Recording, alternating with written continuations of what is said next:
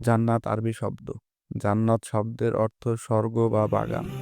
জান্নাত হলো সৎকর্মশীলদের চূড়ান্ত আবাসস্থল।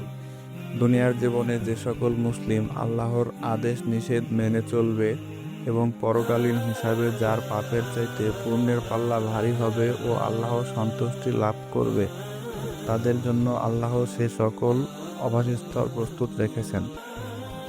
জান্নাত হলো চিরশান্তির স্থান। সেখানে সবকিছুই সুন্দর ও আকর্ষণীয় বস্ত্র দ্বারা সুসজ্জিত। জান্নাতের ঘর বাড়ি, আসন, আসবাবপত্র সবকিছু স্বর্ণরৌপ্য মণিমুক্তা দ্বারা নির্মিত। জান্নাতে থাকবে রেশমের লাল গালিচা, দুধ ও মধুর নহর, মিষ্টি পানির স্রোতধারা, আনন্দ উপভোগের সব রকম জিনিসই জান্নাতে থাকবে। আল্লাহ তাআলা বলেন, আমি আমার পূর্ণবান বান্দাদের জন্য জান্নাতে এমন সব বস্তু তৈরি করে রেখেছি যা কোনো মানুষ কোনোদিন চোখে দেখেনি, কোনো মানুষ কোনোদিন কানে শোনেনি, আর মানুষের অন্তরও যা কোনোদিন কল্পনা করতে পারেনি।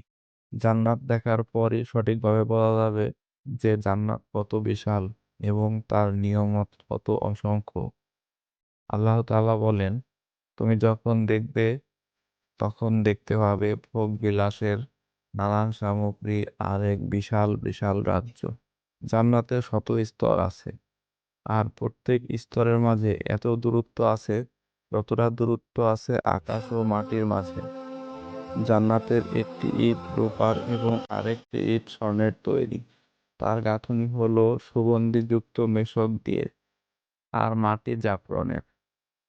যে ব্যক্তি সেখানে প্রবেশ করবে সে সারা জীবন উপভোগ করবে, তার কোনো কষ্ট হবে না, চিরকাল জীবিত থাকবে, মৃত্যু হবে না। জান্নাতীদের কাপড় কখনো পুরাতন হবে না, আর তাদের যৌবন কখনো বিনষ্ট হবে না। জান্নাতের কোনো কোনো অট্টালিকায় স্বর্ণের বাগান থাকবে, আর কোনো কোনোটিতে রূপার বাগান থাকবে।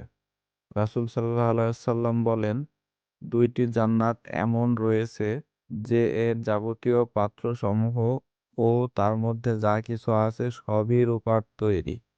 আবার দুইটি জান্নাত এমন আছে যে এর সমস্ত আসবাবপত্র এবং এর মধ্যে যা কিছু আছে সবই স্বর্ণে নির্মিত।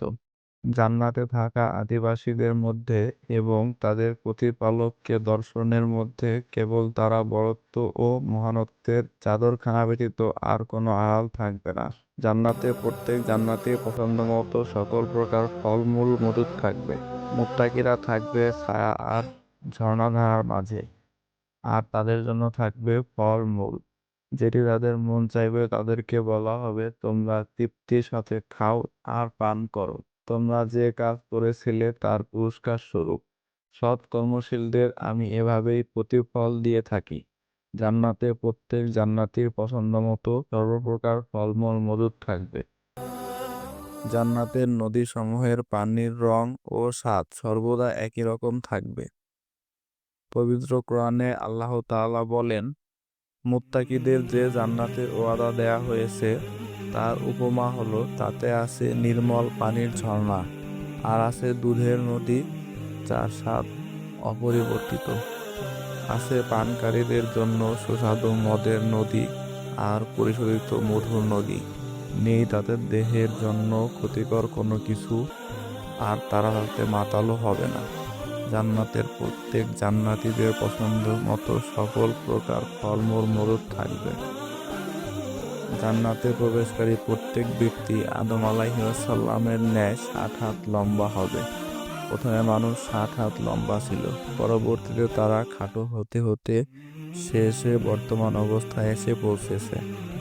জান্নাতীরা জান্নাতে প্রবেশের সময় তাদের চেহারায় কোনো দাড়ি গোঁফ থাকবে না, চক্ষুদ্বয় লাজুক হবে, বয়স হবে 30 থেকে 33-এর মাঝামাঝি।